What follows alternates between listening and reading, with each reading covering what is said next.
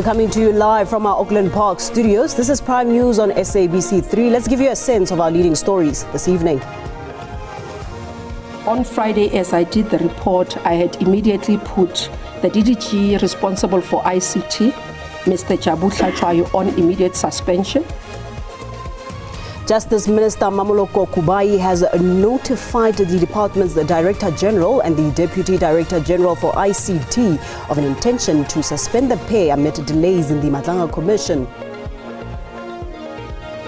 The ANC will convene a special National Executive Committee meeting next week to deal with matters related to local government. ANC says it will drill down to try and resolve the problems plaguing local government, among others.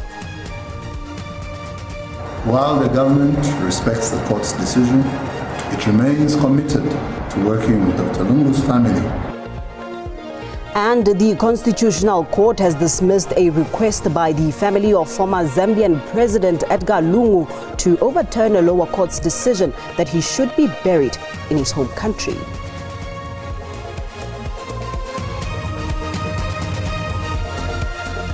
It's a touch just after 8 o'clock. Good evening. This is Prime News on 3 with myself, Paulette Nell. Great to be in your company this evening. Let's begin this bulletin with this.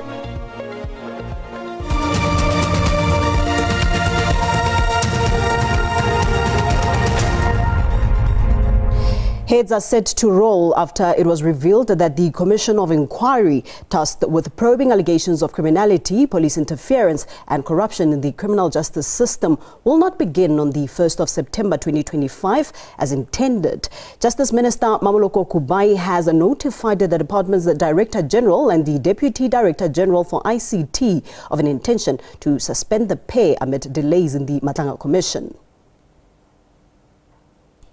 Two officials within the Department of Justice have been notified of action which will be taken against them for the delays in the commencement of the Madlanga Commission. On Friday, as I did the report, I had immediately put the DDG responsible for ICT, Mr. Jabutla Chwayo, on immediate suspension, pending a full investigation and a disciplinary process. This is because of the failures and lapses on the system, and also not being able to do due diligence and ensuring that the Commission starts on time. This delay will place the Commission in a position where it cannot produce its preliminary report within the stipulated time frame. I have advised the President that the preliminary report will not be at the date that he expected, and we will, because we are, as the Minister, I do the Presidential Minute to be able to advise, so we will put the dates, because at least we've set the 3 months and the 6 months. So all we need to do is that we will have to work the date from the commencement, and that's what we are doing between ourselves, the Commission and the Presidency. Meanwhile, it also became apparent during the briefing that the Minister was seemingly blindsided by the Commission's statement, which she says could impact public trust. What I would have expected for them is to give me the courtesy to allow me to be able to completely communicate to the public in a transparent manner, openly, but also not to kill public trust in the state organs and in government. Kani Mapanga, SABC News, Pretoria. Meanwhile, Lieutenant General Shadrack Sibiya's legal team has formally requested that his case be heard by a full bench of judges, citing its high-profile nature and far-reaching implications. This comes after the Gauteng High Court in Pretoria postponed proceedings in Sibiya's bid to overturn a National Police Commissioner General Fanima Semula's decision to place him on special leave. Sibiya is currently under investigation for alleged corruption within the criminal justice system.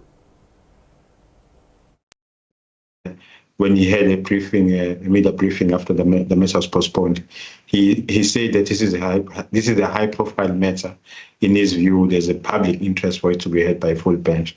But we will see whether the court will agree with him and have the matter being heard by the full bench, and then we'll take it from there. But it might be an issue of a public interest, because we're not talking about a normal person here. We're talking about a deputy commissioner, and it gives us a view exactly what is happening with the SAPS, because they are very damning allegations, as we've heard through Mshamasa when he had those expose or when he exposed what is happening in the criminal justice system.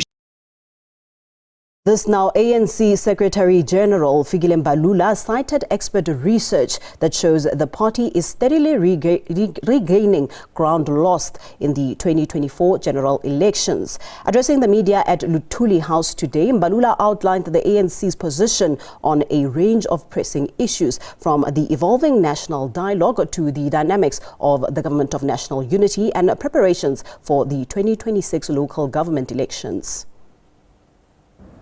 In preparation for the 2026 local elections, the ANC has empowered the Electoral Committee in line with the 54th and 55th conference resolutions to ensure that only ethical, capable and people-centered cadres are nominated as candidates. Through the eye of the needle principles remain the yardstick. Leadership is not an entitlement but a revolutionary responsibility. Councillors and candidates must be visible, accountable and rooted in their communities, leading with humility and competence. Only the Electoral Committee is mandated to communicate publicly on mandate and selection of candidates, ensuring coherence, integrity and a revolutionary discipline. We wish to reiterate, to this extent, the ANC will convene a special National Executive Committee meeting next week to deal with matters related to local government.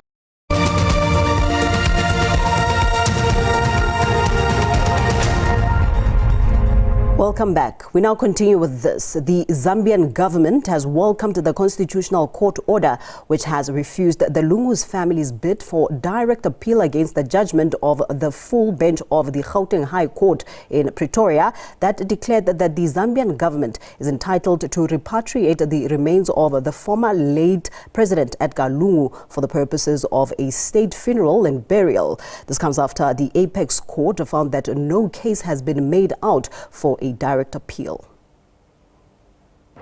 While the government respects the court's decision, it remains committed to working with Dr. Lungu's family to reach an arrangement that takes into consideration the family's wishes and interests, but also takes into account the rights of the government. Our position is unchanged. The late president deserves a dignified funeral in keeping with the stature of his office. We want to thank citizens for their understanding at this time and for avoiding inflammatory comments. Now is the time for all of us to keep the Lungu family in our thoughts and prayers as we mourn the loss of the former president. The IEC has introduced a number of measures to solve challenges regarding densely populated voting stations and, most importantly, rebuild the applications that are used on the voter management devices ahead of next year's elections. The VMD, which is used at voting stations, allows the Electoral Commission to capture voter information electronically and to locate voters in the correct voting district. Long queues and challenges with voter management devices could be a thing of the past in next year's elections. The IEC says it has improved a number of its processes to enhance voting efficiency for the 2026 polls. Amongst them is the VMD's voter registration app. The difficulty that we experienced was the malfunction of the voter registration app. We have isolated the issue. We have rewritten that app, and we will be commissioning external validation to give us assurance that the app will function as it is coded to do on voter registration. On by-elections that we've had since the elections, we've not struggled. The app has shown improved performance. The IEC has rejected the registration of a number of parties, including Fahad Huma's Islamic State of Africa Party and former ANC MP Boy Mamabolo's Mandela for President Party, of which they are objecting. Political contestants remain critical in the planning phase of an election. the Commission will convene a series of information sessions starting in November 2025 with registered but unrepresented political parties and aspiring independent candidates. Meanwhile, the IEC says the elections are expected to take place between the 2nd of November 2026 and the end of January 2027. Natasha Piri, SABC News, Centurion.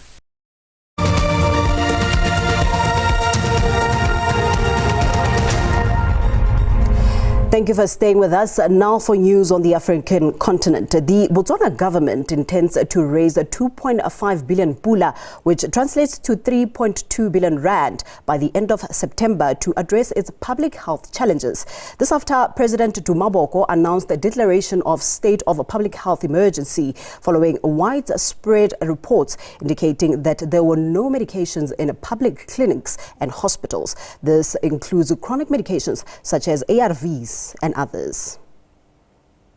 This has compromised our fight against HIV/AIDS. It has compromised our fight against NCDs, as this has been demonstrated by lack of access to proper services. The government has been sitting on this problem since the beginning of this year. We are not talking about like a natural disaster or a pandemic like COVID. We are talking about man-made problems emanating from lack of structure, lack of coordination, and lack of control. Our position is the government would want to suspend laws to do what they want to do. This should have gone through Parliament, like previously when this was done. It had to go through Parliament. The background to this is that we have been running short of medicines for quite a number of months. This is the problem that emanates from the time the UDC government came to power. And fundamentally, we have been short of a number of critical items, including medicines.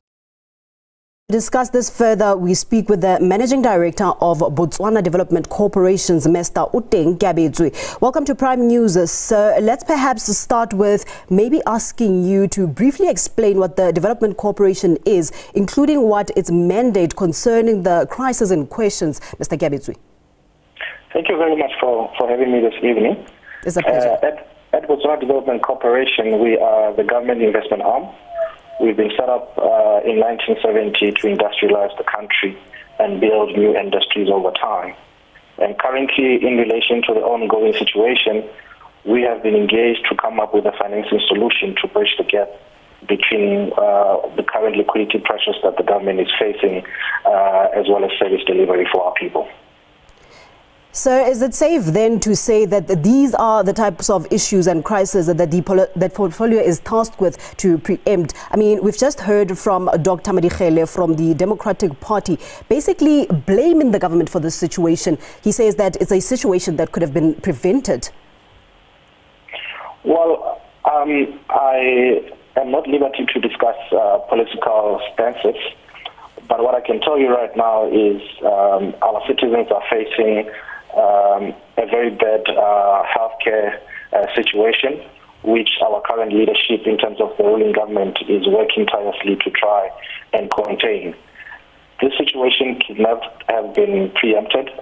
We know that currently the government revenues in terms of diamond revenues are down. So this means that the budget is unable to meet some of the critical expenditure that the country needs. So innovation is needed at this point in time to allow us to provide services for our people. So I do not think it should be a case that needs to be politicized at the current moment. And your portfolio has committed 100 million pula as an anchor investment. But what mechanisms are in place to attract additional domestic and international investors? Thank you very much. I think when we received the call from Mr. President to assist in coming up with a financing solution, we reached out to some of our partners in the investment communities, from institutional investors back at home. Currently, I'm in South Africa talking to some of the institutional guys based here and the international development finance institutions who have expressed interest to come with us into this initiative that we have. And beyond the emergency response, what long-term healthcare investments is Botswana Development Corporation's planning? I mean, to ensure resilience in the Botswana public health system? Well, we've designed a product not for the short to medium term. We've designed a product that we believe can be scaled into the future and eliminate some of the inefficiencies that the current system has experienced. And we believe with this approach, we'll be able to provide sustainable and predictable healthcare for our citizens into the future. And the residents of Botswana, as I imagine, how has their response been to this public health crisis? Well, the response has been very positive. I think a lot of our citizens have experienced shortages for critical medication in the last couple of weeks. And in this response and the dispatch of critical medicine by the president last night has really brought up that faith and excitement from the public. All right, Mr. Otenke Kiabetswe, thank you so much for your time this evening. That was the Managing Director of Botswana Development Corporation, Mr. Otenke Kiabetswe, discussing Botswana's public health challenges. To this now, Action SA President Herman Mashaba has questioned government's reasons why the container office that plunged into a collapsed mine shaft with the 3 Ladies Mines workers, Priti Nkambule, Yvonne Mnisi and Solomon Nyerende, cannot be retrieved. Mashaba says there's no scientific evidence that the container cannot be retrieved. The party's top leadership, including members of parliament, visited the camp where the 3 families have been camping for 6 years. Because of our government and their evil spirit, there have been companies coming here wanting to retrieve our children, but they have blocked everything. We are involved with the mining experts that can assist us in putting together the specs for the mine rescue companies to retrieve that container. However, already, as I've indicated 3 weeks ago, we've already received the first report, and the first report is that that container can be retrieved, but the only way you retrieve it, you have to go and actually establish a new shaft. We're not going to support the Department of Minerals and Energy's budget until the remains of these 3 people have been removed. We mention their names repetitively so that people know we're talking about people. Solomon, Priti and Yvonne, they're people. And we've come here today. I just can't believe the circumstances that they live in. But I've taken one decision that I'm going to write to the president this afternoon. I'm going to write him a public letter. You know, he told us about Tumamina when he became the president. I'm going to ask him what is he going to do about this. All right, with that, let's now hand over the reins to the weather desk to see what the weather has in store for us. Stay tuned.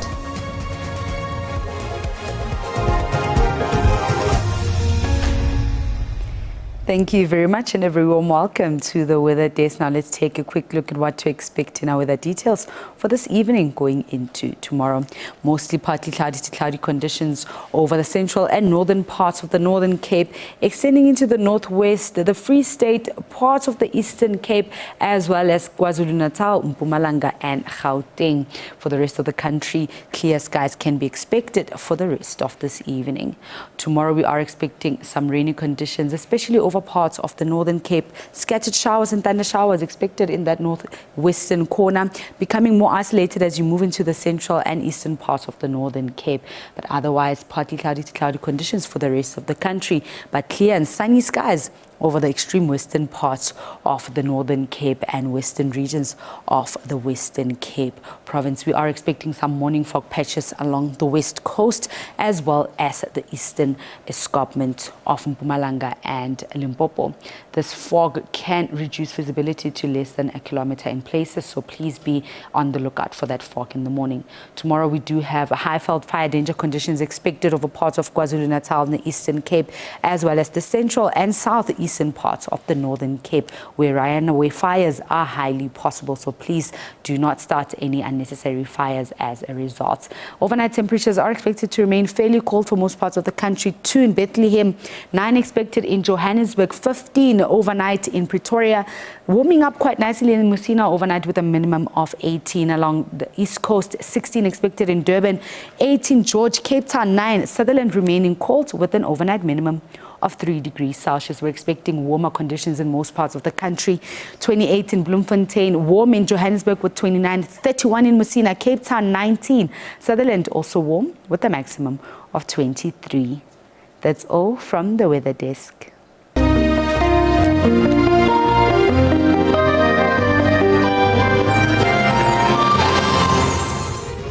That concludes our time together this evening. Thank you so much for joining us. Tomorrow, unfortunately, we will not be together. This is because there is no bulletin as we make way for the game between Mamelodi Sundowns and Kaizer Chiefs in the Betway Premiership encounter. Until next time, good night, God bless, Wetsu, Ula.